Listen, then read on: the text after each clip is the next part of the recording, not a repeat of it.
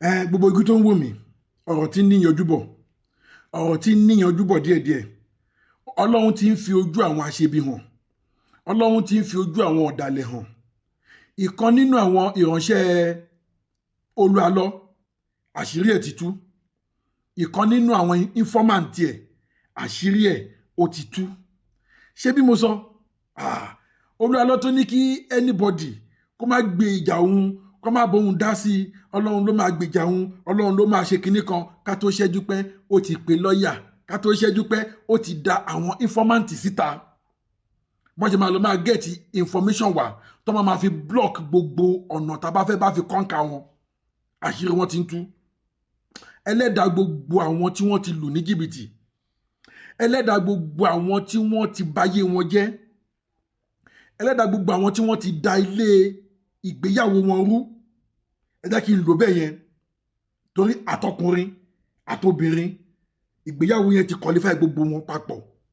Torí ọkùnrin tí ilé ẹ̀ bá ti dàrú, ìgbéyàwó náà ló dàrú yẹn. Obìnrin tí ilé ẹ̀ bá ti dàrú, ìgbéyàwó náà ló dàrú yẹn. So kí n lò bẹ́ẹ̀ papọ̀, conjoin together.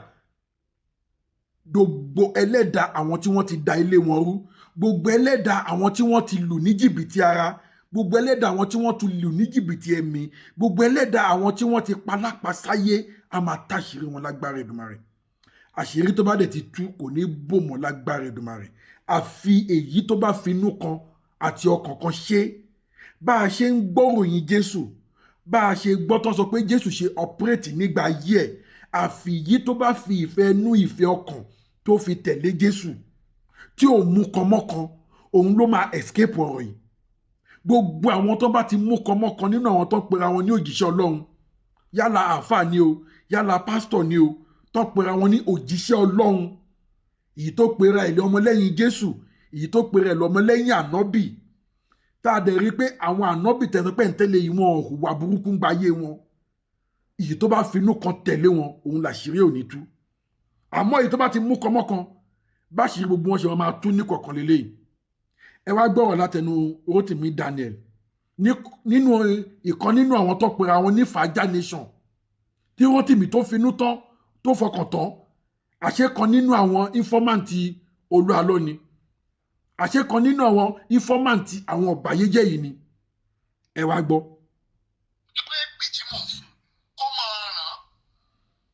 Èpè náà nàdàn àwọn gbà. Tí ó fi jáde láyé tí ò ní nísìn. Bẹ́ẹ̀ ni. Ṣùgbọ́n tó bá jẹ́ wípé èpè tí mò ń fún lẹ́yìn lórí ibi tó jẹ́ kí ọ̀rọ̀ ìyá Ìyábọ̀ ló yọrí sí ibi tá a wà lọ́wọ́lọ́wọ́ tí ó sì máa ká gbogbo ẹ̀yin tẹ́ wà nílé àti lóko lára. Gbogbo àló ń ká lára. Kó mọ̀ rí fún gẹ́gẹ́ bí ìwà ọwọ́ rẹ̀. Bẹ́ẹ̀ ni. Mo ń bọ̀.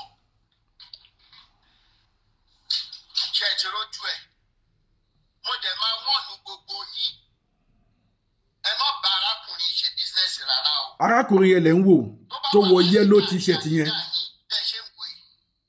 Òun ló wọ yẹ́lò t-shirt yẹn. Àwọn ọ̀bàyéjẹ́. Òun ló wọ yẹ́lò t-shirt yẹn.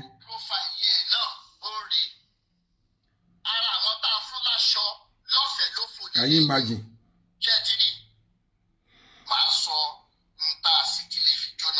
Ẹ máa gbọ́.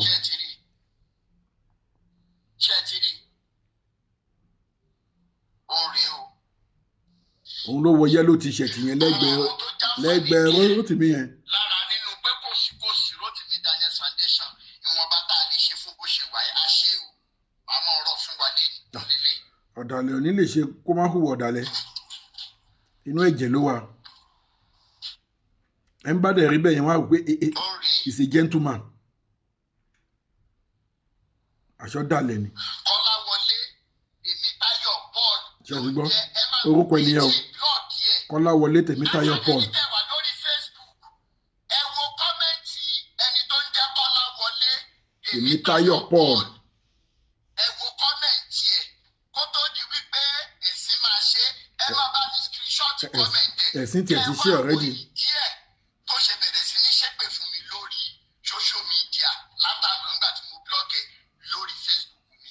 Ẹ wá wo tó ṣẹlẹ̀ táà ní pẹ́ rárá.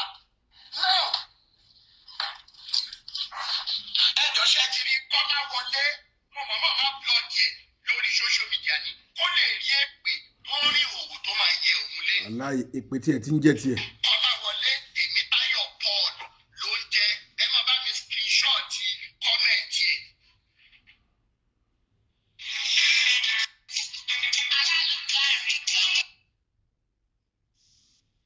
Ok. Ó ń sọ sí, ó ní mo fi ọ̀rọ̀ Ìyábọ̀ Ògbé yí cash out. Ẹ jẹ́ kí n wá fún wa ní ló dààmú ẹ̀ mú bọ̀. Kọ́láwọlé bẹ́ẹ̀ ni is commenting Olúwaṣeun Abíọ́dún Oyègíga. Ẹ ṣáà screenshot ẹ̀ kó tó block everybody. Kọ́láwọlé Tèmítáyọ̀ Paul gbogbo voice note ẹ̀ ni màmá play fún wa. Ẹni tó ní mò ń fi ọ̀rọ̀ Ìyábọ̀ Ògbé mo fi ń cash out. Màá sọ tó ṣẹlẹ̀ sí. Bẹ́ẹ̀ni àti olè ọ̀daràn yìí convict yìí bá ṣe mọ́ra. Ẹni náà sẹ́ndì mẹ́sẹ̀gì sí mi. Ẹ máa gbọ́ o. Ó lóun fẹ́ pè mí, òun fẹ́ bá mi sọ̀rọ̀ lórí ọ̀rọ̀ Olúalọ́. Èmi ò mẹ́ni tó ń jẹ́ Olúalọ́ tẹ́lẹ̀ ní tilẹ̀ ń tọ́ náà. Mo ní ọ̀rọ̀ Olúalọ́ tó fẹ́ sọ ta ló ń jẹ́ bẹ́ẹ̀. Ó fi fọ́tò ẹ̀ hàn mí. Ex-convict ni o, ẹlẹ́wọ̀n ni o. Ìyọ̀sọ náà wà bẹ́ẹ̀ o. Fúnra ẹ̀ ló sọ fún mi. Now, kí ni nǹkan tí mo kọ́kọ́ rí lára arákùnrin níjọ́ tó kọ́kọ́ máa bá mi sọ̀rọ̀? Ó láti kékeré lòun ti ń jalè. Olè náà dẹ̀ làṣà ń jàkú. Ó láti kékeré àtòun o, àti bóyá ẹ̀gbọ́n òun o. Ó ní àti kékeré lòun ti ń jalè. Wípé bí tóun jalè dé ní kékeré, bàbá òun ló dìídì pé ọlọ́pàá ká kọ́kọ́ arrest òun láyé òun.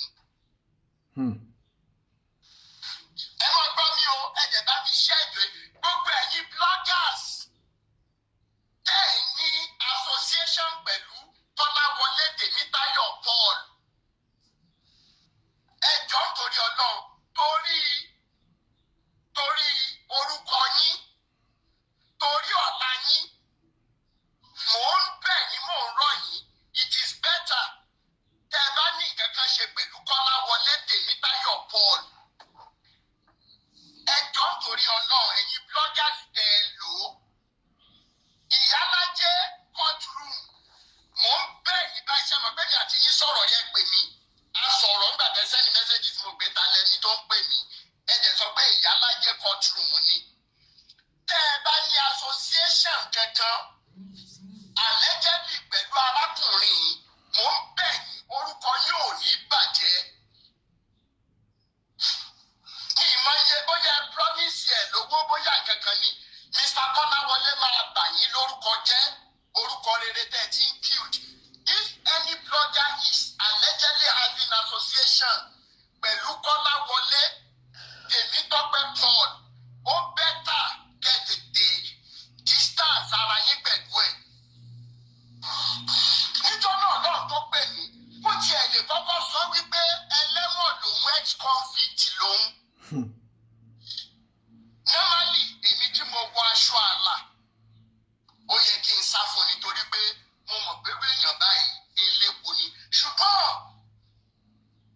ọkọ̀ kan tún sọ pé ẹ̀dùn náà gbogbo wa la ní past. Bó tiẹ̀ ṣe pé mi ò jalè ní ilé ẹ̀wọ̀n rí, ìran mi ò lẹ́wọ̀n rí. Ẹjọ́ náà, èèyàn máa ń fúnyàn ní second chance tó tiẹ̀ ti lè fẹ́nu ara ẹ̀ sọ pé bàbá òun ló kọ́kọ́ fọlọ́pàá tí òun mọ́lé kékeré. That means this guy must have repented. Maybe. Àṣé kò repent. Bọ́lá Adédoyin, ẹ̀gbọ́n mi, just calm down. I'm a living testimony to your generosity. Don't allow him to give you blood pressure. Thank you so much. Finally, ó wá sọ̀rọ̀ Olúalọ́ fún mi. Mo ṣe voice recording yẹn tí mo lè wá jáde. Bí Olúalọ́ ṣe gbé òun wá sí Adámimógo radio station. Gbogbo ẹ̀yin tẹ́ ẹ wà bíbá ìjọ náà lẹ́jọ́ máa já mi ní comment section. Níjọ́ tá a láwọn olórí burúkú ìgbé kó wá sọ̀rọ̀ lórí live video wa.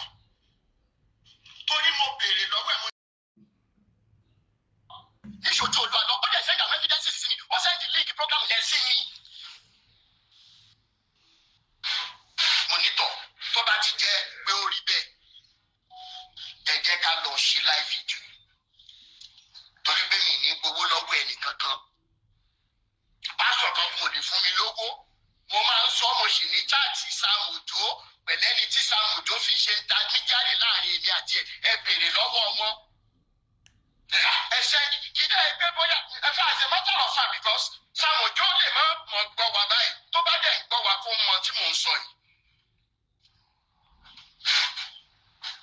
Ẹni tí Sam Ojo rán sí mi èmi àti wọn sì sọ̀rọ̀ láàárọ̀ àti dọ̀rẹ́ mi ní dárúkọ wọn. Sam Ojo dìídì sọ fún màá yìí wípé fún iṣẹ́ takuntakun tí Rotimi Alugongo ń ṣe.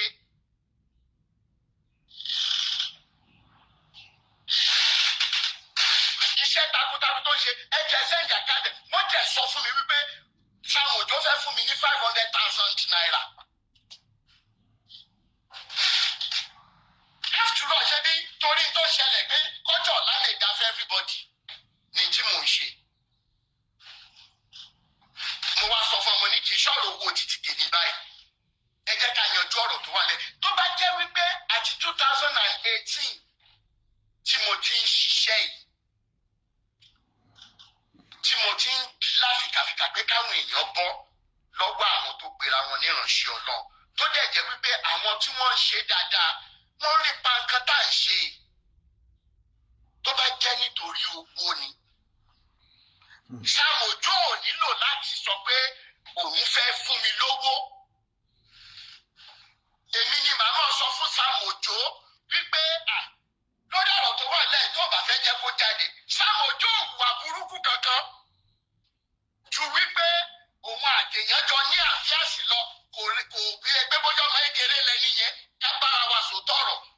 Ṣùgbọ́n tó wà bẹ́ẹ̀ fún Sam Ojo ni wípé àṣìránṣẹ́ Ọlọ́run àdéhùn nǹkan báyìí àwọn èèyàn gbọ́dọ̀ mọ̀ gbọ́. Káni Sam Ojo ti wá gbà wípé Mr. Rotimi ó dáa mo ṣetán láti máa ṣe gbogbo nǹkan tó yẹ kí n ṣe. Ọ̀rọ̀ Sam Ojo ò ní déta. Ẹ̀yin tí ẹ bá rántí mo gbé fídíò jáde wípé ẹjọ́ ẹ bá mi bẹ̀ Sam Ojo èmi fúnra mi fi mẹ́sẹ̀gì lẹ̀ fún Sam Ojo. Náà mo ń bíòdì tẹ́ḿpìlẹ̀tì kẹ́ ẹ lè mọ̀ wípé Alugongo ò ní ẹ̀fà bá wọn fìgbà kan bọ̀ kan nínú. Àwọn pásítọ̀ tí wọ́n gbà wípé àwọn máa ṣe àwọn fíktìmù àwọn dáadáa gbọ́rọ̀ wọn ta tí mo dẹ̀ sọ fún wọn. Ìjọ tí ajé ìwà bàjẹ́ ìbátú ṣẹ́mọ̀ yín lọ́wọ́ pẹ́rẹ́. Mi ní gbé fíktìmù wá pé kẹ́ ẹ ṣẹ́tù fíktìmù. Fúnra mi ni màá gbọ́ yín ní gbòòrò ayé. Wọ́n dẹ̀ gbà. Mo ti play voice note kan rí fún wa tí bọ̀bọ́ yẹn dúpẹ́ lọ́wọ́ mi pé gbogbo ohun tí mo ní kó òun ṣe suspension ni mo fún un. Mi ìfẹ́ rí ẹ lórí ọ́ọ̀tà kankan fún oṣù mẹ́ta. Lọ wá ojú rere Ọlọ́run. Arákùnrin yìí dẹ̀ ṣe mo dẹ̀ jẹ́ kó yẹ pé mò ń pọ̀ tiẹ̀. Ó ṣe suspension yóò lòun ti rójú rẹ ó yà padà lọ́mọ ṣiṣẹ́ Ọlọ́run ẹ̀ lọ. Mo play voice note yẹn fún wa náà. Ó sì wà lórí péjì. Tí Alugongo bá wá ń ṣe nítorí owó tí olórí burúkú tó yẹ pé ẹ̀wọ̀n ló sì máa kú sí bó ṣe wà yìí. Àánú ọmọ tó kàn bí sílẹ̀ ló ń ṣe ní.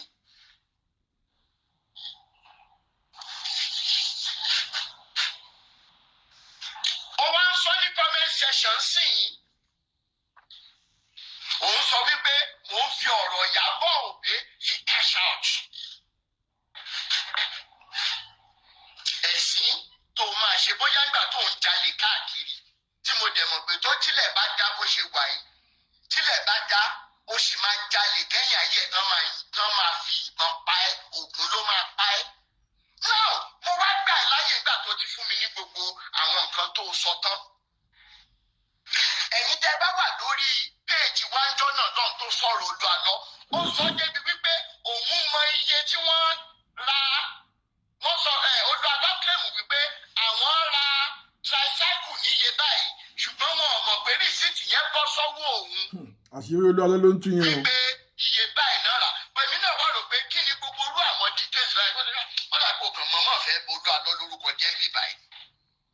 Torí wípé àjẹ́ndọ̀ dídá àwọn èèyàn méjì comment kọ́mẹ́ǹtì kan ní comment section kì í ṣe pé torí wípé wọ́n sọ̀pọ̀tì nǹkan tó lu àlọ́ ṣe ṣùgbọ́n torí báwọn náà fẹ́ òótọ́ wọ́n ní wípé téèyàn bá ra ọ̀kadà tàbí tricycle wọ́n ní iye tó máa fi rẹ́gísítà ẹ̀ náà olórí burúkú yìí ò sọ gbogbo details yẹn. Finally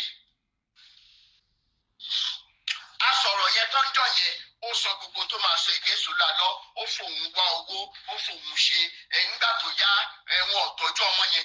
Now in tó jẹ́ kí ọ̀rọ̀ olú alọ́ka ẹ̀mí lára ni wípé lórí prógrámù tó ṣe fún lórí burúkú yìí ká ní olú alọ́gan fúnra ẹ̀ mọ̀ pé bọ̀bọ́ ẹ̀ máa ṣokùnfà gbogbo tó ń ṣẹlẹ̀ yìí kò ní ṣokùnfò àìdò fẹ́ fi wọ́wọ́ lọ́dọ̀ àwọn èèyàn ni o àìdò fẹ́ fi ṣe nǹkan kan ni o ò ní já sọ̀rọ̀ ẹ̀ rárá. Now olú alọ́ gba ọmọ sọ́dọ̀ ọmọ ń lọ léèwé ní tó jẹ́ wípé láti ìgbà tó ọmọ ti wà ní sàkání ìwọ olórí burúkú yìí ọmọ yìí ò lọ sí skul bá ṣe ń sọ̀rọ̀ yìí ọ̀rọ̀ yẹn wá di iṣu atayanyan láàrin òun àtolú alọ́ ẹ̀yìn tẹ́ bá wà ń bẹ́ ìjọ náà lọ wọ́n pinya àwọn ní kó wá mọ́mọ́ ó sọ̀rọ̀ báyọ̀ náà lẹ́físìn.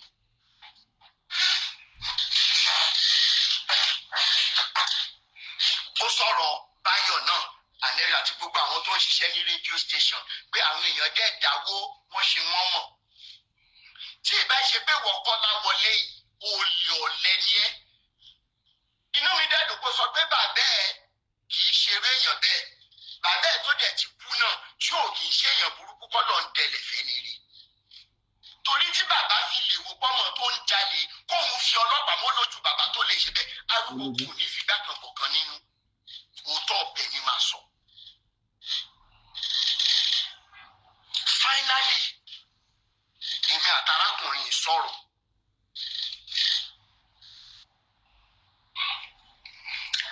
ká ní mọ́ Samuel wà nínú ilé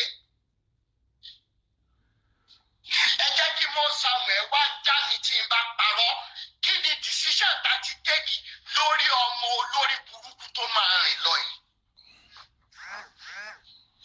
Iṣẹ́ wo ló ń ṣe olóòrẹ́ ti garawa òfin pọnmi ọ̀nẹ́fìsì ẹ̀yin mélòó lẹ rántí wípé jọ́nà lọ mo ní mo fẹ́ fún èèyàn mélòó tí ẹ̀yin kọ̀ọ̀kan fi wá bá mi wípé ẹgbẹ́ fi kún and torí pé bí péjì mi ṣe jẹ́ níyì advertise àwọn tí n bá náwó sí kì í ṣe blogging page kì í ṣe foundation page tó fi ń rèkì owó lẹ́yìn ìgbà tí mo ti fún àwọn èèyàn tó yẹ ká fún lówó yẹn tán èmi àti arákùnrin olórí burúkú tí mo ní gbogbo evidence mi lọ́wọ́ ó ṣàlàyé pé báyìí mo ní òkè mo ti há owó yẹn tán.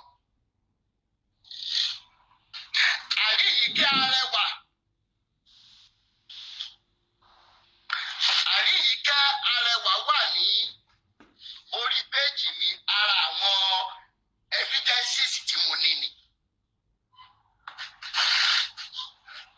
Fine. Okay. Tá a bá tiẹ̀ lè rí fọ́ọ̀tì ẹ̀fẹ̀ lápá ara títí tèmi again. Ìwọ tún gba iye báyìí. Iye garawa tó lóun rẹ́ǹtì yẹn. Tó o bá rí irú owó báyìí, á tún help ẹ. Ìmọ̀ pé mò ń gbọ́ ejò ni. Ṣùgbọ́n ká dúpẹ́ lọ́wọ́ Elédùmarè tó tètè fi àṣírí ejò hàn. Ọ̀rọ̀ wá di ọ̀rọ̀ wípé mo gbọ́dọ̀ gbé àwọn èèyàn dìde lẹ́yìn ìgbà tí mo ti tiraka pé nọ́mbà Ìyá Ìjẹ̀ṣà ẹ bá ń wá. Nọ́mbà Mẹ́jọ Òbé mo rí. Mo bá pásítọ̀ Baptisti Amúwọ̀dọ̀fin Baptisti tí wọ́n bá ń gbọ́ mi lọ́wọ́lọ́wọ́. Mo bá wọn sọ̀rọ̀ torí pé àwọn náà fa Ìyábọ̀ àti Olú Alọ́ papọ̀. Mo bá wọn sọ̀rọ̀ mo bẹ̀ wọ́n ẹ jẹ́ ràn wá lọ́wọ́ lórí ọ̀rọ̀ yìí. Kàjé mo dúpẹ́ lọ́wọ́ ẹ̀ fún ipa tó kó.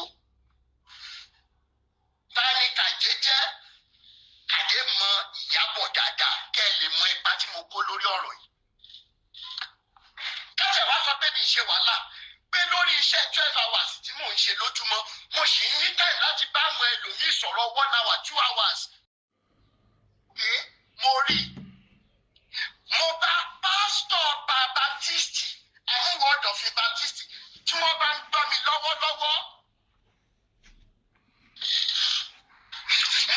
wọn sọ̀rọ̀ ló torí pé àwọn náà fa Ìyábọ̀ àti Olúalọ́ papọ̀. Mo bá wọn sọ̀rọ̀ mo bẹ̀ ọmọ yẹn kẹ́ ràn wá lọ́wọ́ lórí ọ̀rọ̀ yìí. Kàjé mo dúpẹ́ lọ́wọ́ ẹ̀ fún ipa tó kó. Ta ni Kàjé jẹ́? Kàjé mọ Ìyábọ̀ dáadáa kẹ́ ẹ lè mọ ipa tí mo kó lórí ọ̀rọ̀ yìí. Kájà wá sọ pé mi ṣe wàhálà pé lórí iṣẹ́ 12 hours tí mò ń ṣe lójúmọ́ mo sì ń ní time láti bá àwọn ẹlòmíì sọ̀rọ̀ 1 hour 2 hours tó yẹ kí n máa rest. You will see how dedicated I am lórí iṣẹ́ tí mò ń ṣe.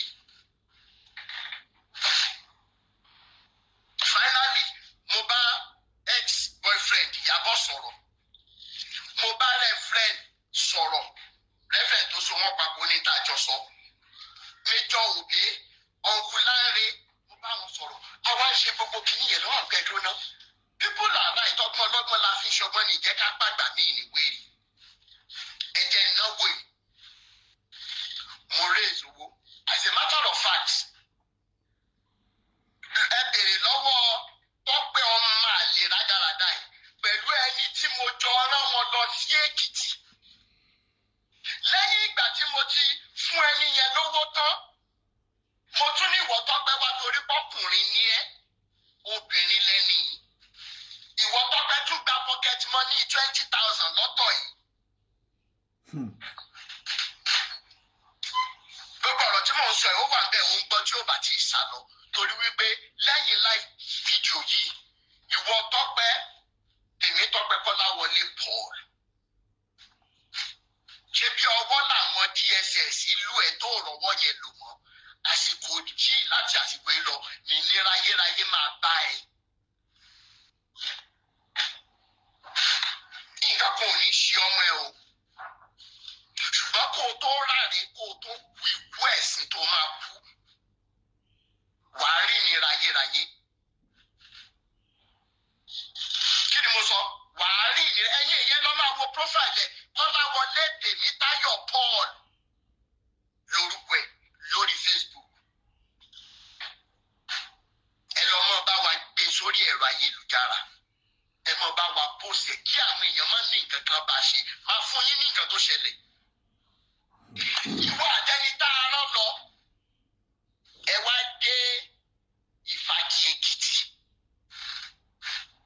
Gbogbo ìgbà tí mò ń sọ yìí àwọn ìyá alájẹkọ̀ọ́ tù mọ́ tí ì dá sọ́rọ̀ ẹ̀ rárá àwọn bloggers ò tí ì mọ tó ń lọ. Torí wípé irú ọ̀rọ̀ bẹ́ẹ̀ yẹn ó gba àṣírí kéèyàn rọra ṣe ká mọ̀ mọ̀ nǹkan tó ń ṣẹlẹ̀. Náà mo gbọ́dọ̀ sọ gbogbo eléyìí kí gbogbo ẹ̀yin tẹ́ ẹ̀ ń bú mi wípé mo kàn ń sọ̀rọ̀ lórí ẹ̀rọ ayélujára ní take actions. Ẹni tí wọ́n jọ lọ 140,000 naira ni mo kọ́kọ́ kó fún un. Nígbà tó ń débẹ̀ ẹsẹ̀ lówó mo tún sẹ́ndì 50,000 láàrin Ìbàdàn sí Ìfàkì Èkìtì lásán. Plus 2020 ó jẹ́ bí 40 almost bí 300,000 dẹ̀ lọ sí ìrìn àjò yẹn lásán. Mo wò pé ẹ dúró náà ṣebí tó dìrìyà Ìjẹ̀ṣà kí wọ́n lè rí ìdùnnú lórí ọmọ ni. Ó wá di alẹ́ ọjọ́ yẹn obìnrin tí wọ́n jọ lọ ìyẹn ti sẹ́ǹdì àwọn nǹkan kan sí mi. Ǹjẹ́ jẹ́ mọ̀ wípé Tọ́pẹ́ wèrè olórí burúkú ìtẹ́mi mọ̀ tí mo rò pé mo mọ̀ tí mo sọ fún wípé mo mú yín gẹ́gẹ́ bíi brọ́dà ni o. Ló jẹ́ kí n pè kí ṣe pé bóyá mi ì mọ àwọn tí mo lè rán o. And truly àwọn èèyàn pọ̀ tí wọ́n lè bá mi ṣiṣẹ́ yẹn. Joy Giver wà ní báyìí. Daddy wà ní báyìí. Ìdí tí mo ṣe ń dárúkọ ń sìn máa jẹ́ kẹ́ ẹ mọ̀. Mo wá retí kí Tọ́pẹ́ gan fún rẹ̀ kó sẹ́ǹdì àwọn nǹkan kan sí mi. Ó wá ní network fóònù òun kún kìnnìkan. Ṣùgbọ́n torí wípé Elédùmarè tó wà lẹ́yìn Ìyá Ìjẹ̀ṣà tó dẹ̀ máa fún wa ní ọ̀rọ̀ ìyanjú délẹ̀. Kò farapamọ́ jẹ wá ń yà rárá. Joy Giver wà ń bẹ̀ èmi àtọkọ wọn máa ń sọ̀rọ̀ dáadáa. ó ní tèmi àti wọ́n sì jọ sọ bíi few days ago.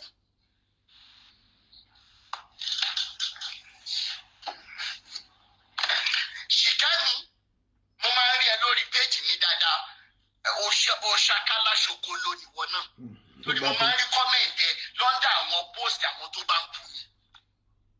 Ṣẹ̀dẹ̀ rí gbogbo ẹ̀yin afojúfẹ́ni má fọkànfẹ́ni báyìí, ògùn ló máa fẹ̀jẹ̀ yín wọlé, yóò mọ̀ fẹ̀jẹ̀ yín wẹ̀. Ẹ̀ní láyọ̀ láyé, àyàfi tó bá jẹ́ wípé ulterior motive, àjàbí tó bá jẹ́ pé ulterior motive ni mo fi ń ṣe gbogbo nǹkan tí mò ń ṣe.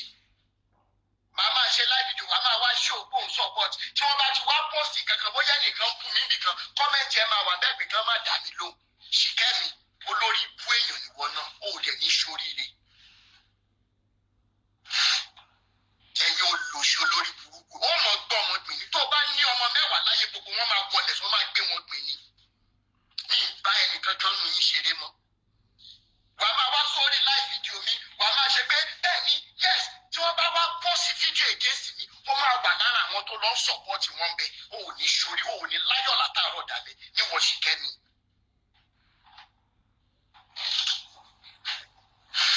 Ẹ̀yin olórí burúkú aláyé bàjẹ́ àríjẹ́ǹdì mọ̀dàrú yìí. Finally, wọ́n ń dúró jẹ tọpẹ́ pé ṣéǹjì àwọn kìnìún ó ní fóònù òun ti kú, òun ní láti delete àwọn nǹkan kan. Àárọ̀ ọjọ́ kejì, torí wípé wọ́n ní etí ọba ń lé etí ọba lóko, èèyàn ló ń jẹ́ bẹ́ẹ̀. Finally, ó wá sẹ́ǹdì gbogbo nǹkan tó sẹ́ǹdì sí mi. Ǹjẹ́ jẹ́ mọ̀ wípé ẹnìkan wá pè mí, ó ní mi sọ́rọ́tì mi, ẹni mímọ̀ wá dáadáa ní lórí pláfọ́ọ̀mù mi ní dárúkọ ẹ̀. Supporter of liberation.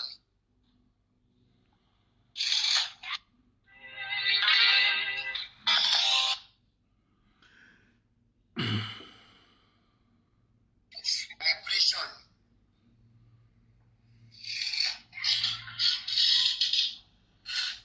Finally, kí ló ṣẹlẹ̀? Ó wá ní ẹnìkan sẹ́ǹtì kankan sóun. Ẹni yẹn dẹ̀ ti delete ẹ̀ pé ṣé mo mọ̀ ń pa ẹ̀? Ìbànújẹ́ gorí ọkàn mi. Inú mi bàjẹ́. Ibi tẹ́yìn bloggers ẹ̀yin tẹ́ fẹ́ ṣe blogging business. Tẹ́ bá ní interest nínú case. Tẹ́ dẹ̀ fẹ́ justice fáwọn èèyàn. Kí ló dé tẹ́ ẹ̀ máa lo owó ara yín? Ẹ̀yin náà lọ ṣèwádìí títí yín. Kí ló dé tẹ́ ẹ̀ máa jáde lọ ṣe visa? Mi sí Nàìjíríà mọ̀dẹ̀ and I'm getting things done. At the end of the day, kí ló ṣẹlẹ̀? Mo wá gbé tọ́pẹ́ mo ní ẹ̀sùn tọrọ fún mi bí ìfẹ́ irọ́. Ta lè sẹ́ẹ̀dì àwọn kìíní sí? Níjìnlẹ̀ tọ́lọ́, ó mọ̀ pé mo ti mú un. Ẹnìkan péré lòun sẹ́ẹ̀dì ẹ̀ sí, ó dẹ̀ dárúkọ ẹni yẹn. A lọ ṣe nǹkan tó wà sensitive tó báyìí, ó nítorí wípé wọ́n promise ẹni 150,000 naira pé bóyá o fẹ́ sanwó lé o fẹ́ ṣe kinní kan. Ayé magi. O wá sẹ́ǹdì ẹ̀sẹ̀ nìyẹn. Information ni information. Mo pe arábìnrin kejì yẹn náà lọ́jọ́ lọ. Ẹni yẹn fi gbogbo nǹkan tó ní láyé àtọ̀ mo fi búra gbà. Mr. Rotimi mi àti yín ò mọ́ra tẹ́lẹ̀. Mo jẹ́ sọ fún yín bẹ́ẹ̀ ni tó fẹ́ tẹ̀lé mi iṣẹ́ ni tẹ́ trust ní. Mo ní mo trust Tọ́pẹ́. Àṣé betrayal ni. Mo ní mo trust yẹ gidi. Ó tún bẹ̀rẹ̀ lọ́wọ́ mi lẹ́ẹ̀kejì lẹ́ẹ̀kẹta. Ǹjẹ́ mọ nǹkan tí Tọ́pẹ́ tún ṣe? Ǹjẹ́ mọ nǹkan tí Tọ́pẹ́ tún ṣe? Ní Tọ́pẹ́ Kọ́láwọlé Paul yìí tí mo dẹ̀ ní chaati tí mo sẹ́ndì sí. Ǹjẹ́ mọ nǹkan tí Tọ́pẹ́ Kọ́láwọlé jẹ́ tún mọ nǹkan tó ṣe? Arábìnrin sọ fún mi pé ìyá Ìjẹ̀ṣà pé òun. Ó rí pé nígbà táwọn ń ṣe tàbí fún ìyá Ìjẹ̀ṣà, fóònù ìyá Ìjẹ̀ṣà. Òun ò mọ nǹkan tí Tọ́pẹ́ Kọ́láwọlé ń ṣe lórí fóònù ìyá Ìjẹ̀ṣà. Ó tún fi fóònù ìyá oníyàyáwó eléré ibi. Ǹjẹ́ jẹ́ mọ̀ wípé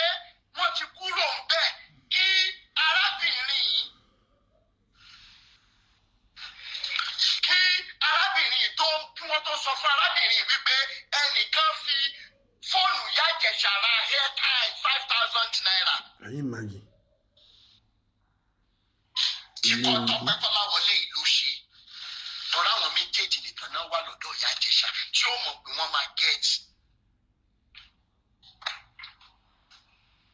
ó tún mú fóònù ń fò irú kéèsì báyìí ó yẹ kọ́lọ́pàá gbé ẹni inú mi bàjẹ́ ìyá tó ń tiraka jẹun olórí burúkú ẹ̀ tá a fún lówó pé kó lọ kẹ́ lọ gbọ̀rọ̀ lẹ̀ lẹ́nu wọn ó tún lọ fi fóònù Ìyá Ìjẹ̀ṣà ó tún fi ra airtime tówó bá wà lórí fóònù Ìyá Ìjẹ̀ṣà jọ ẹ̀ tó ọmọ kójú wọn wàá wọ́ owó yẹn ni láti bà mí lórúkọ jẹ́. ní olórí burúkú àṣírí fẹ́ràn torí ẹ̀rọ ayélujára ni mo ti sọ mi gbogbo èpè tó bá yẹ kẹ́ ẹ mọ́ bá mi gbé tèmi Tọ́pẹ́ iṣẹ́ lórí social media lọ́ba ẹgbẹ́ mọ́ bá gbé iṣẹ́. ìyá tó ń tiraka ìyá bá rẹ̀ ò yá toró ń ṣòjòjò ọmọ ẹ̀. ó tún lọ yọ 5,000 naira lórí lọ ra airtime 5,000 nínú kòsíkòsí ìyá yìí. So many of you from the last series of live video tẹ́ bá rí wípé mo wà emotional gan you will know the things I've been passing through despite the stress of relocation. mo sì máa post fóònù ẹ mo sì máa post ojú ẹ síta màá sọ gbogbo nǹkan tí mò ń sọ ẹ síbẹ̀ káwọn tí ò sí lórí live video wa kàn máa rí. kò wá tán síbẹ̀ kó tó di wípé wọ́n lọ sí Èkìtì.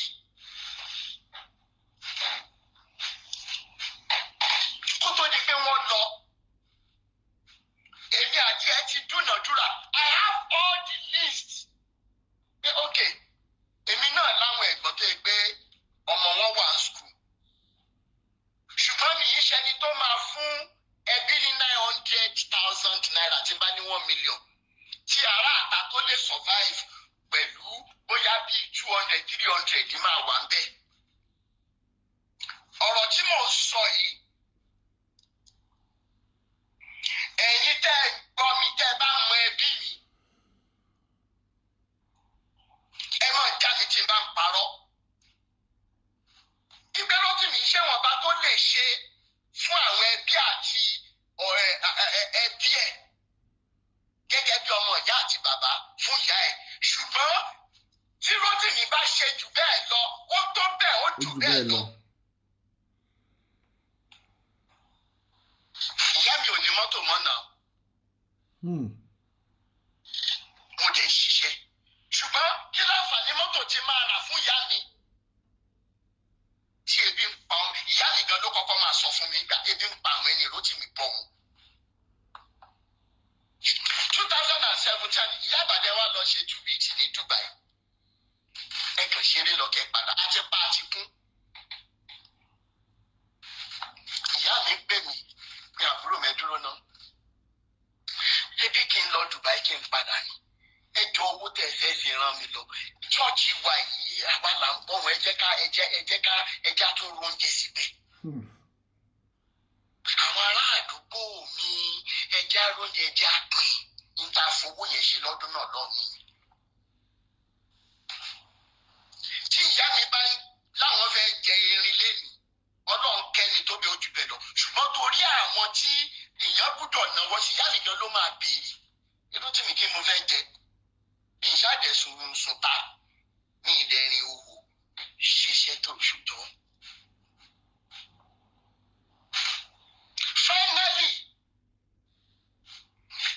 ọmọ arákùnrin yìí ó ló wà ní ọ́fánẹ́jì kan pé ọ̀rọ̀ yẹn wà ní ẹjọ́ pé wọ́n máa decide bóyá ọmọ yẹn lè wá sọmọ tọmọ ẹ̀ bá wá sọ́dọ̀ ẹ̀ ṣé wà lè máa tọ́jú ẹ̀ ṣé ìyá ẹ̀ náà dẹ̀ lè máa wá wò ó ní yes kẹ́ ẹ máa wo ipa tí Elédùmarè lómi fún nígbèsí ayé arákùnrin olórí burúkú àṣírí mò ń bọ̀ mí tí ì dé o.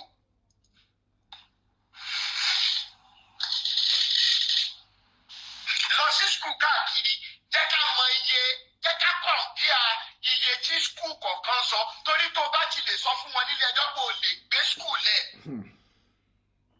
kó o dẹ̀ lè tọ́jú ẹ̀ tí mo Samuel bá wà ní ilé kan wá já mi rọ bí mo ṣe ń dúnàdúrà pẹ̀lú Tọ́pẹ́ ni mo fi ń tó wọn létí pé ká decide ẹ jẹ́ ràn mí lọ́wọ́ kí n decide pé ok skul wo lọ́mọ ilé máa lọ gbogbo rìsíìtì tó lórí burú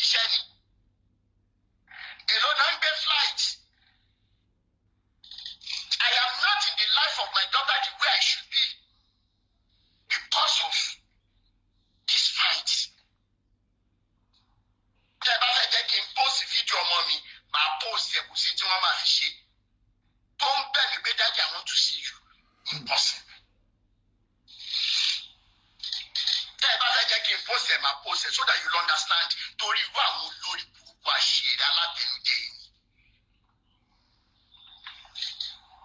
Ìlú náà ń ta flight ticket ibi tọ́mọ mi wà tí mi lè lọ. But so many of you in diaspora, you will understand very well.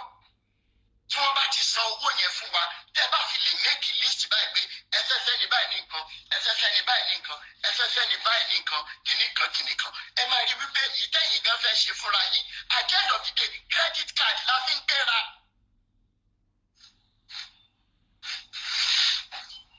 Nínú kòsíkòsí, mo tún wá gbà pé mo fẹ́ rán ọmọ olórí burúkú yìí lọ sí school.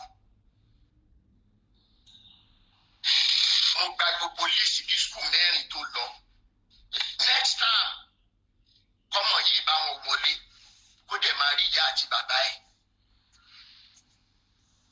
What have I done to deserve being stabbed in the back by this madman?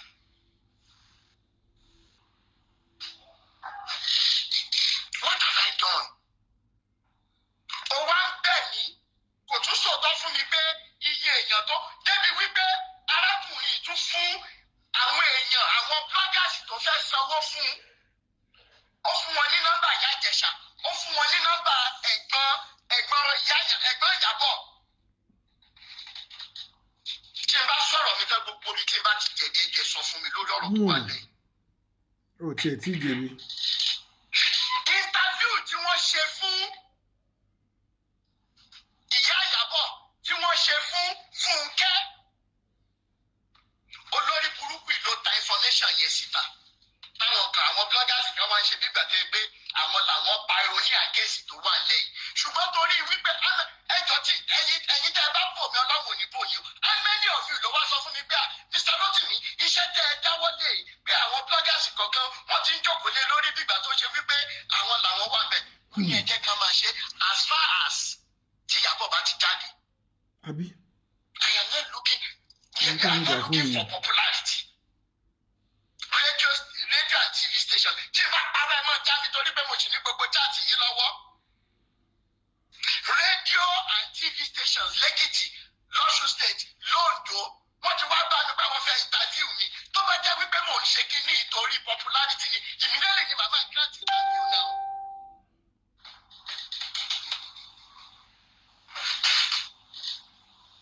Ẹ̀yin tẹ́ ẹ̀kọ́ ti fídíò mi àti tí ò ní létí mọ́ mi lára ẹ̀ máa ti gbé fọ́tò mi sí.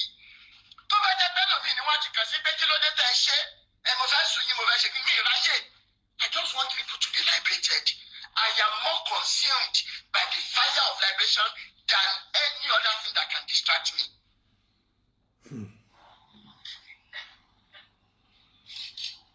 How many radio stations? How many TV stations? At the end of the day, yìí dá wọn lóhùn.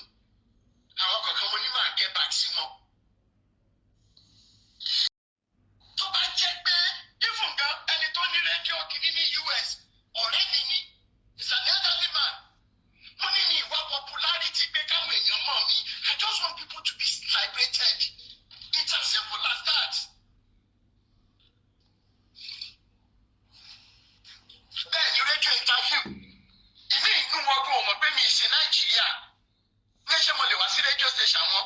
Mo ní náà mi ì sí Nàìjíríà pé US ni mo wà kíní kan. Àwọn làwọn lè ṣe online. Táwọn yẹn bá ń gbọ́ mi lọ́ba kì í ṣe pé bóyá mi kí ẹgbẹ́ bóyá mo kọ́ yan yín kéré ẹ má bínú. Ṣùgbọ́n àti ìdè stage tá máa ṣe yẹn ó ní ò jẹ́ kí n fún yín ní positive answer. Ẹ má bínú torí Ọlọ́run mi ìfojú tẹ́ńbẹ́lú yín torí mo mọ̀ pàgbàlagbà ní yín. Ẹ má bínú mo bẹ̀ yín torí Ọlọ́run ni. Ẹ ti rí reason tí mi ṣe dá yín lóhùn dáadáa sí i.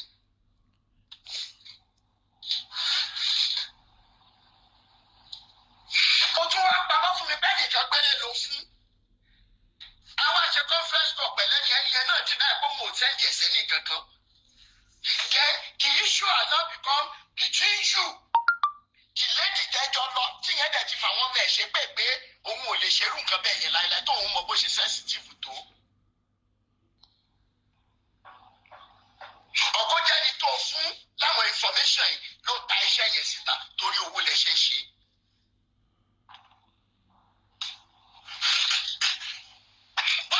saying today. Ó wá send oríṣiríṣi messages sí mi.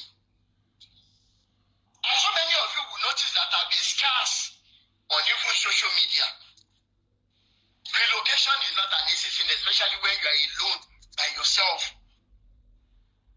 As a matter of fact, today is a Thursday. Last week Thursday, I was in my vehicle driving 12 hours.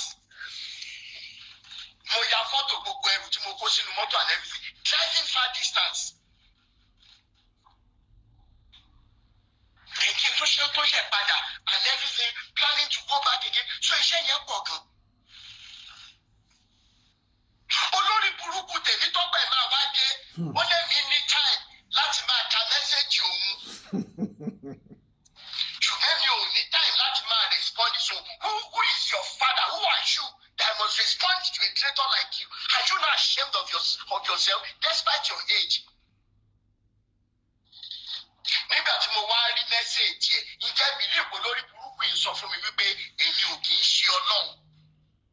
Ike gbogbo nǹkan. Ó kọ́kọ́ sọ fún mi pé kéèsì ọmọ òun o, bóyá jẹta ni pé kọ́ọ̀tù yẹn pé mi ni mo promise òun and everything mi jẹ that because it is not a promise I will fulfill. N tó bá fẹ́ ṣe ọmọ ẹ kó ṣe, you don't deserve it. Kí gbogbo wà burúkú tó bá wù kó mọ bá yé ọmọ yẹn jẹ tó bá wà rántẹ̀. Ṣùgbọ́n tó bá wù Elédùmarè kó jẹ́ kó ọmọ yẹn là níbi tó ti máa là. At the end of the day, ó wá send message rádaràda sí mi. Wọ́n rò pé olórí burúkú yìí ló pè bóyá òun mọ̀rọ̀ sọ pé èmi ò kì í ṣọ náà kìnnìkan bla bla bla bla.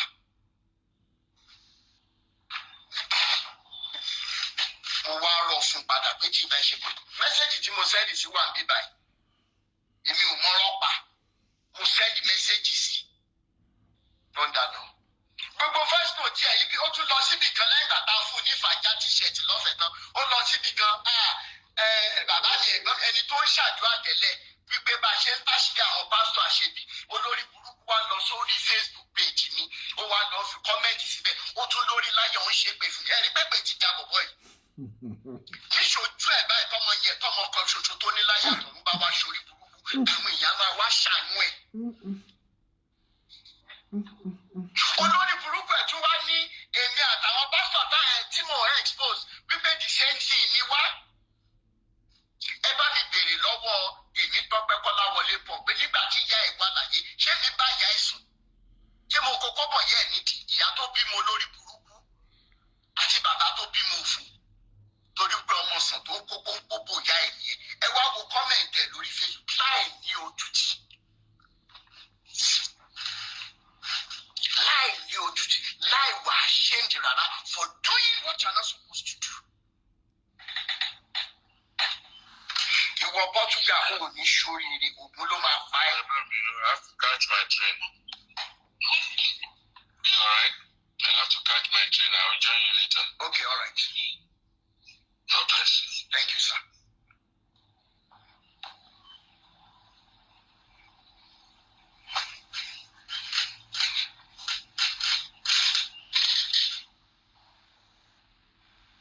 So, at the end of the day, gbogbo ẹ̀yin tẹ́ ẹ rò wípé mo kàn ń pariwo lórí social media lásán. I can give you the list of so many things that ti gbé ní ìgbésẹ̀. At the end of the day, you're going to be asking, okay, Mr. Rotimi, bó wá lọ̀rọ̀ dé báyìí? Ibo lọ̀rọ̀ dé báyìí? Ọ̀rọ̀ wa wá dàbí ọ̀rọ̀ àfi kìíní kan sábẹ́ à ń gbé ka. Torí ẹni tá a rán lọ náà, gbogbo nǹkan tá a ní ìdí tọ́lọ̀ tí bá wa ṣe nírọ̀wọ́rọ̀sẹ̀, owó iná ni.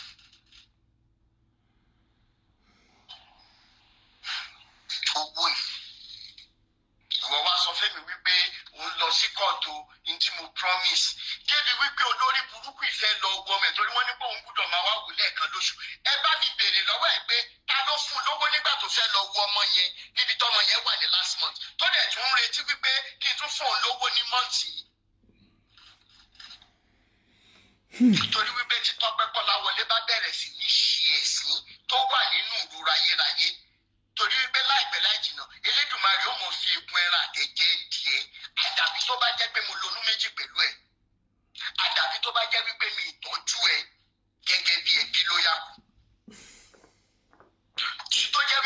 wípé torí wípé mi ìdá ẹ lóhùn mọ́ ló ṣe lọ ń make comment burúkú sórí post mi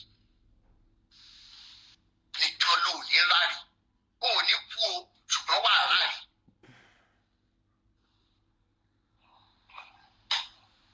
olórí burúkú ìlọ́hùn ń ṣiṣẹ́ níbì kan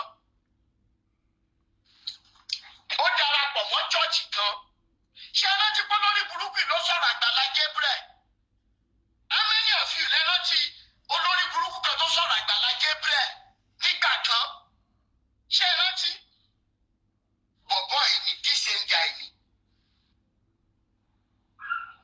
bọ̀bọ̀ tí mò ń sọ yìí òun náà ló sọ̀rọ̀ Àgbàlá Gabriel.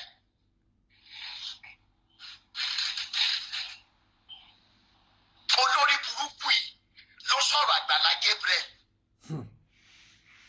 mo dẹ̀ rántí pé èèyàn kan tàbí èèyàn méjì mo sọ wọn ní Mr. Rotimi ṣé kìí ṣe bọ̀bọ̀ yìí ló sọ̀rọ̀ Àgbàlá Gabriel láìda despite gbogbo oore tí yẹn ṣe fún mo ní mi èrò bẹ́ẹ̀.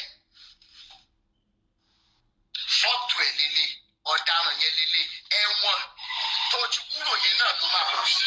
ọ̀nàjà ọtí bẹ́ẹ̀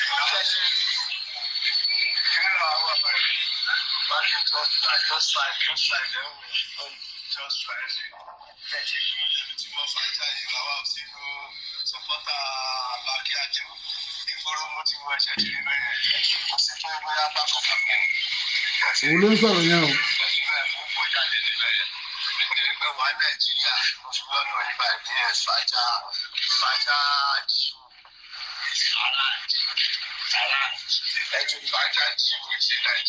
ohun ilẹ̀ ń gbọ́ òun ló ń sọ̀rọ̀ yẹn o.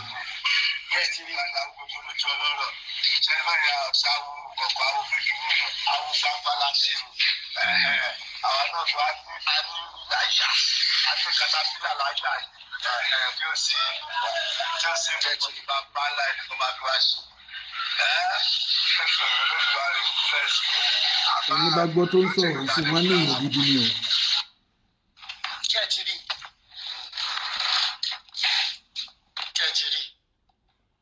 wọ́n léèyàn gidi ni àjálà wà náà ti àkíní ká gágárá.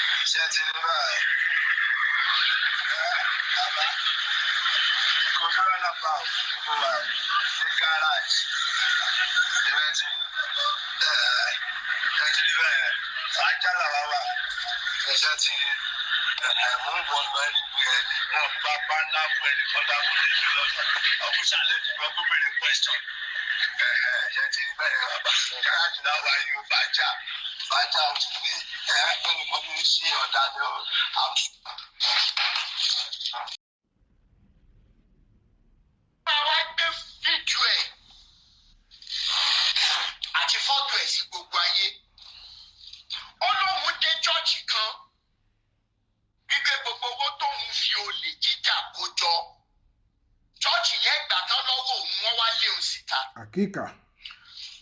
ìlú Yọ̀bádé ó lóun tún jẹ́ mẹ́mbà wọn bẹ̀ ẹ lọ wo Kọ́láwọlé Tèmítọ́pẹ́ Kọ́láwọlé Tèmítáyọ̀ Paul mo máa gbé péèjì ẹ̀ síta kí gbogbo yín lè rí any business tẹ bá ní pẹ̀lú ẹ̀ tètè sá fún. ó lè ní bó ṣe wà yẹn convict ni. ó wá ní wípé ó wá mi ìmọ̀ nǹkan tó lóun ń ṣe ní àwùjọ church bóyá wọ́n rí bó fẹ́ jalè náà ni. ẹ dẹ̀ mọ̀ wípé tí wọ́n bá fún wèrè lọ́kọ́ ọ̀dọ̀ rẹ̀ náà ló máa roko sí.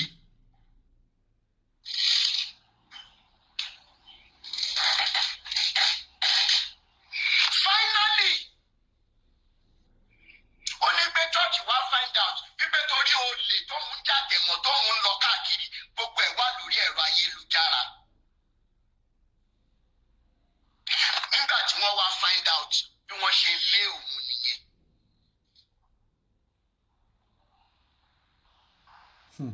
ṣẹlẹ̀ mọ̀ pé kò sẹ́bi lọ́wọ́ ẹ̀ èmi tí mo gbọ́ pé olè paraku ni ó ti lọ sẹ́wọ̀n bí ẹ̀ẹ̀mejì bí ẹ̀ẹ̀mẹ́ta tí wọ́n ti fi nǹkan fọ́ lọ́wọ́ tèmi wá ń wò wípé ẹdún náà a lè máa judge ara wa by our past as long as but mo ṣe nǹkan báyìí kò dé dá.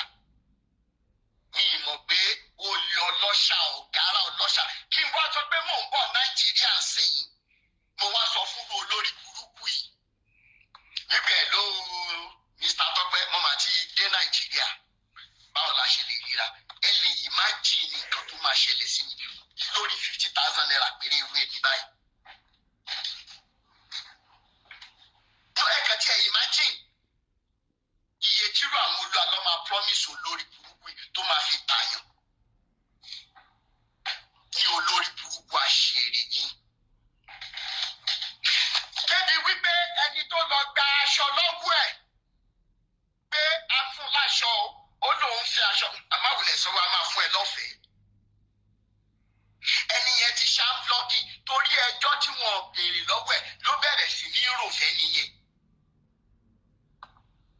Fúnra rẹ̀ ẹnu ara ẹ̀ náà ló fi sọ ẹ bá mi dúpẹ́ lọ́wọ́ Mr. Rotimi Awíkókó wọ́n hẹ́pù mi o wọ́n ṣe báyìí o wọ́n ṣe tàmẹ́dó ẹni yẹn ní Mr. Rotimi ò fẹ́ kó jẹ́ wípé nǹkan táwọn bá ṣe fún yàn pé kẹ́lòmíì gbọ́ ẹ béèrè lọ́wọ́ ẹ wà lórí social media tí bá parọ́. Èèyàn méjì ọ̀tọ̀ọ̀tọ̀.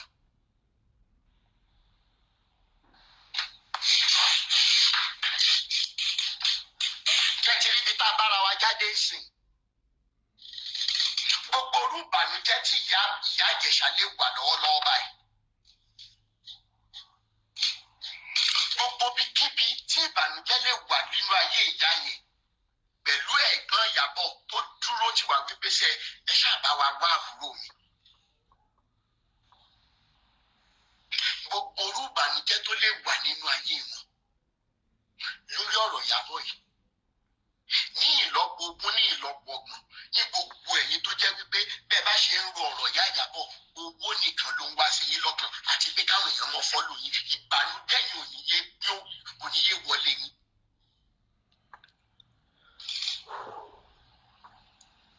How did we get here?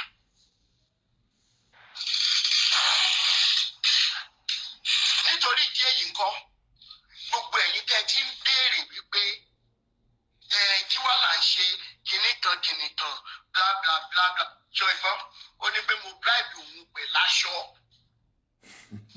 jẹ́ ìgbọ́n tó ń sọ mo bribe òun pè láṣọ pé kóun lè lọ sí Èkìtì tó lọ ta information tó rí bẹ̀ fáwọn bloggers.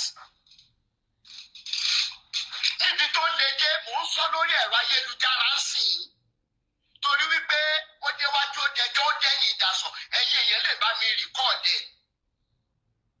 Ó ní arákùnrin kan tó ń jẹ́ MC Wise mo ní nọ́mbà ẹ̀ lọ́wọ́ mo sẹ́ndì ẹ̀ sórí platform.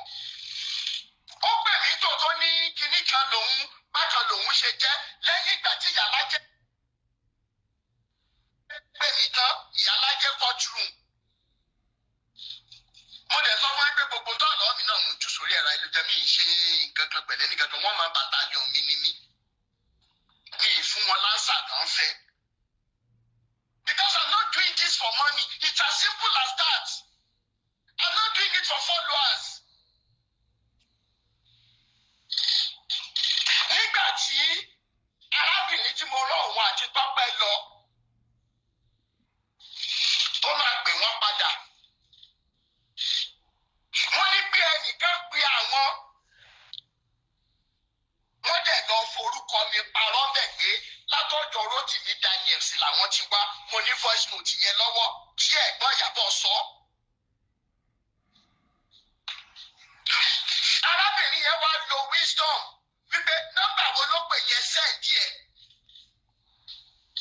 Nígbà tán máa sẹ́ǹdì nọ́mbà yẹn sí mi ó jẹ́ nọ́mbà MC Wise tó lọ ṣe interview yẹn. Ó jẹ́ deny ó lóun ò lórúkọ mi òun ò ṣe fún nípa ẹni tó lọ bá sọ̀rọ̀ ṣe bí ọ̀rọ̀ rẹ o. kì í ṣọmọ ìkéré àgbàlagbà ni. ọ̀rọ̀ rẹ o lókùtù pẹ́bẹ́. But why would you go and use my name to lie? Why? So allegedly interview tẹ gbọ́ yẹn tẹ́ ẹ gbé káàkiri tí wọ́n lọ forúkọ mi ṣe nìyẹn. Ṣé ẹ ti gbọ́? Ṣé ẹ ti gbọ́rọ̀? MC Wise yìí bọ́jọ́ wọn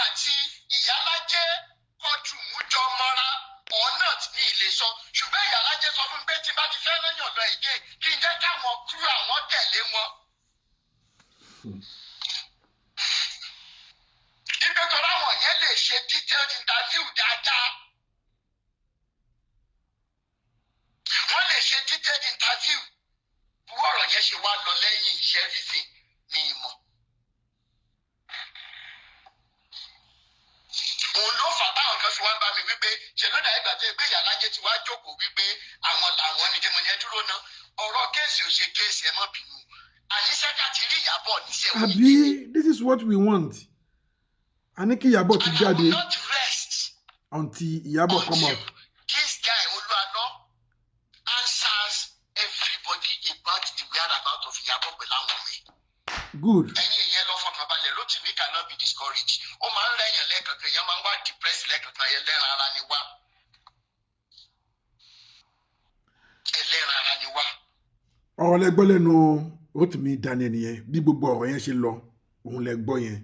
Ó ṣáà ń jẹ́ kó yé wa pé ká fọkàn balẹ̀. Ìyábọ̀ òbè àdìrere àdìwíwá jáde. Àtòkù àtàyè ẹ̀ afẹ́mọbi tó wọlé sí. Àṣírí àwọn ọlọ̀tẹ̀ tí ń tú díẹ̀díẹ̀ àṣírí wọn dẹ̀ máa tú tán náà nítorí pé kí ni àṣírí tó ti tú kò ní bò mọ́ lágbára Èdùmàrè. Mo sọ lẹ́ẹ̀kan sí mo ní gbogbo àwọn ọ̀bàyéjẹ́ nínú àwọn òjíṣẹ́ Ọlọ́run tó pera wọn ní òjíṣẹ́ Ọlọ́run gbogbo wọn làṣírí wọn máa tú. Bíbélì náà ti sọ ó ní tí òpin ayé bá ti ń bọ̀ tí ìgbẹ̀yìn ayé bá ti ń dé oríṣiríṣi àwọn wòlíì èké ni wọ́n máa dìde ara wọn náà láti rí yẹn. Àwa là dẹ̀ nígbà fún wọn kán fi ti wọn kán fi bà wá láyé jẹ́. Gbogbo igi tó ń wò mí yẹjọ ẹ bá mi share fídíò yìí ẹ bá mi share ọ̀nà tá lè fi gbáràn àwọn bọ́dà wa àwọn sísítà wa àwọn ọmọ mi wa àwọn dáàdi wa tó ti fọ́ sínú victims yìí ọ̀nà tá lè gbà fi ràn wọ́n lọ́wọ́ náà ní ká share fídíò yìí kó lè kàn wọ́n lára kàn náà lè wò kán lè mọ ibi tí àwọn ti máa bá gbégbèsè títí wọn náà. Ọ̀pọ̀lọpọ̀ àṣírí ló sì pọ̀ tó sì máa tú àìmọye àwọn tó yẹ pé wọ́n ń prepare àṣírí tiwọn lọ́wọ́lọ́wọ́ báyìí tó wọ́n fẹ́ wá bọ́ǹdù ẹ̀ síta torí ìbẹ̀rù ló ń ṣe ọ̀pọ̀lọpọ̀ tẹ́lẹ̀tẹ́lẹ̀ but nísìnyí ọ̀pọ̀lọpọ̀ wọn ti ń wà boldness láti wá sọ ìrírí nǹkan tó ṣẹlẹ̀ sí wọn láàrin àwọn pẹ̀lú pásítọ̀. Àṣírí tó dìbò ò ní túmọ̀ lágbára Èdùmàrè. Ẹ bá mi share fídíò yìí kẹ́lẹ́ bá mi subscribe sílẹ̀ Ilé Global TV fún àǹfààní ẹ̀yin tẹ́ ẹ ti subscribe ni o. Ọ̀fẹ́ ni subscription bí mo ṣe máa ń sọ fún yín ọ̀fẹ́ ni like ọ̀fẹ́ ni comment ẹ subscribe kẹ́ comment kẹ́ like mo tún padà bọ̀ tí n bá tún ní any information tó máa wúlò fún ẹ̀yin lólùfẹ́ mi ire o.